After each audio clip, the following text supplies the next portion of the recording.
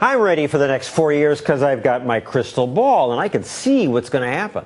First, over the next few months, pundits will scream about the fiscal cliff. That's a series of tax increases and budget cuts that will automatically go into effect January 1st unless Congress works out a deal. Will they? Yes, I can see it in here.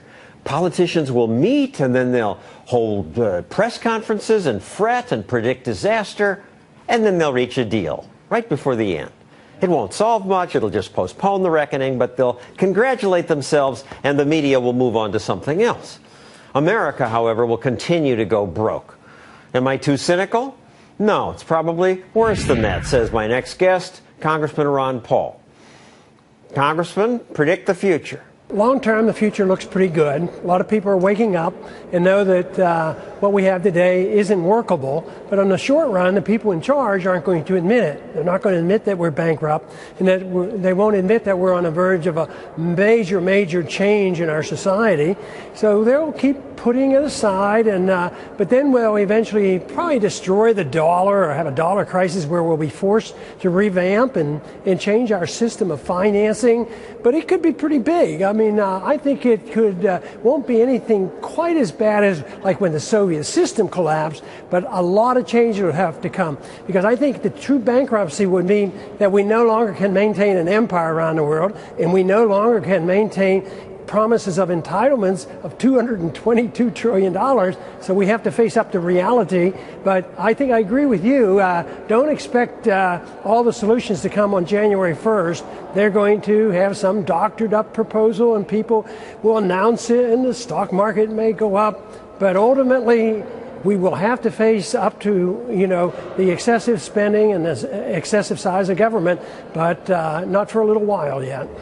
Though that sequestration law on January 1st was designed to acknowledge the politicians' unwillingness to make tough cuts. Here's how Jim Engel of Fox reported it. The fiscal cliff was crafted to be so distasteful, officials would do any and everything to avoid it. So you don't think they'll say, gee, we don't want to cut this money from the military, domestic spending, we're finally going to cut entitlements, make some real decisions? They assume that they made it so bad that they wouldn't accept it, but I don't think they did anything. They're not even talking about cuts. They're talking about cutting, $1 trillion over 10 years, $100 billion, and they're not talking about real cuts. They're talking about cuts in baseline budgeting. Let me stop you. Explain baseline budgeting. And I hate it when you politicians talk that way, because no person who's normal understands that. What you mean is that if I'm going to cut, it means I spend less next year. When you guys do it, it means...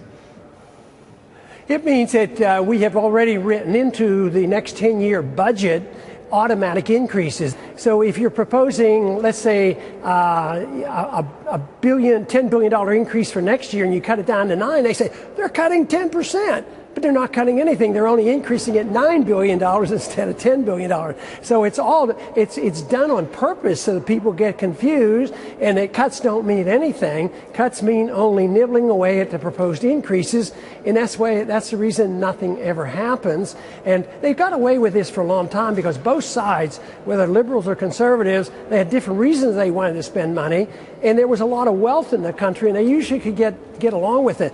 Okay, we'll raise milk subsidies and tobacco subsidies, and we'll vote for you one versus the other. But now the Treasury's bare, the country's bankrupt, they won't admit it, and that's why there's so much anger and frustration, because it's hard to divvy up loot when there's none left to divvy up. Thank you, Congressman Paul. The focus in the media this